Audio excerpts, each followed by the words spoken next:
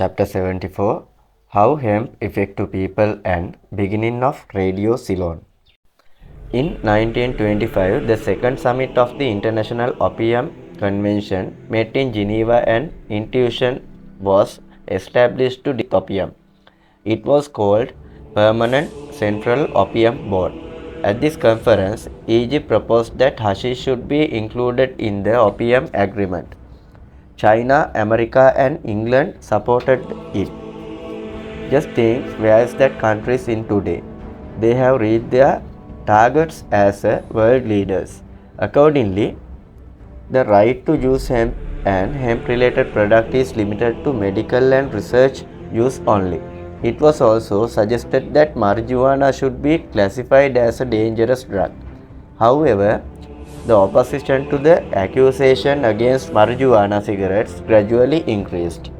The governor of the USA-owned Panama Canal Zone appointed a committee to investigate marijuana. The committee's researchers conducted research on various aspects and in their report, marijuana smoking does not cause addiction or problems due to its use. But as a long-time marijuana smoker, my argument is that hemp has the same addictive properties as tobacco, but it does not cause harm to the body like tobacco. But by describing my personal experience with hemp, you will get some insight into another aspect of it. Using words to strangely define what long-term cannabis use is addiction. It is not only another thing. That is the addiction means. But it is inevitable that the person who uses cannabis will lead that addiction to some rational way of life. It expands your thinking pattern and the results you can get from it. But while using cannabis, you inevitably shows a sluggish nature and put off hard work. In order to experience the best result from using hemp, it is best to use it once every 2 days because the moment of the cannabis is used, the brain is trained to find logical solutions and the day and a half of not using it is to implement those ideas. But if you don't want to strain your body to find money to fulfill some responsibilities, that is if you have a large amount of money, then there is no problem with using cannabis whenever possible.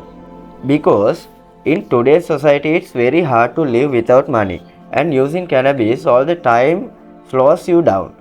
That's the practical truth about it. For European musicians like Snoop Dogg and Wiz Khalifa, it is a normal activity because they have a lot of money and a tactic they are using to sell their hemp-based products. It is truth about hemp they are showing, but everyone needs some resources to live in society. With them, there is a barrier between hemp and people.